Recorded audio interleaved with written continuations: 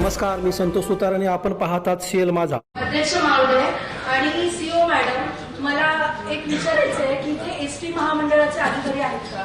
आले नाही, पण इथून पुढची तुम्ही जबाबदारी घ्या की सर्व डिपार्टमेंटचे, फॉरेस्ट असू दे, एसटी महामंडळ असू दे, सगळे अधिकारी इथे उपस्थित पाहिजे.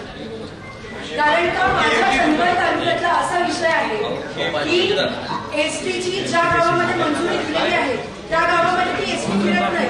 चंदगड तालुक्यामध्ये पूर्ण ती एसटी फिरत नाही. ती एसटी फिरते बाहेरच्या गावांमध्ये, जसं की सांगली वगैरे, जिथे गरज नाहीये.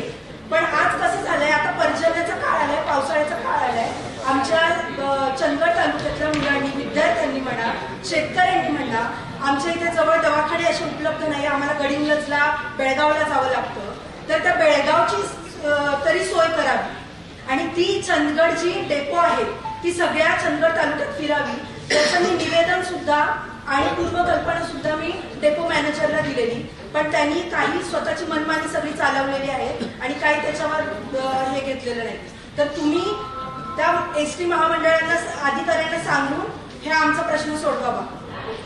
नेसरी टू गडिंग्लज पिंपळगावचा जो रस्ता होतोय,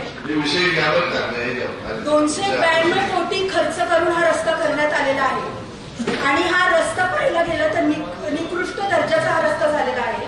जर अधिकाऱ्यांना पाहणी करायची असेल तर संध्याकाळी 7 ते 8च्या या दरम्यान ती पाहणी करावी आणि काय असेल तो न्याय आम्हाला द्या.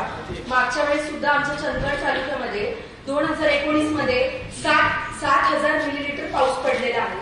त्यामुळे 95 घरंही पोवाडमध्ये, ताम्रपर्णी नदीच्या ठिकाणी 95 गावंही त्या पूरग्रस्त झालेली आहे, म्हणजे ते पुरात गेलेली आहेत. तर यामुळे ही अवस्था, आता पर्जन्य काळ सुरू आहे आपला, तर आता सुद्धा या दरवर्षी 3,000 मिलीलीटर पाऊस हा पडतो. तर याची सुद्धा तात्काळ दखल घेतली पाहिजे आणि यावर तुम्ही सुद्धा निर्णय घेतला पाहिजे.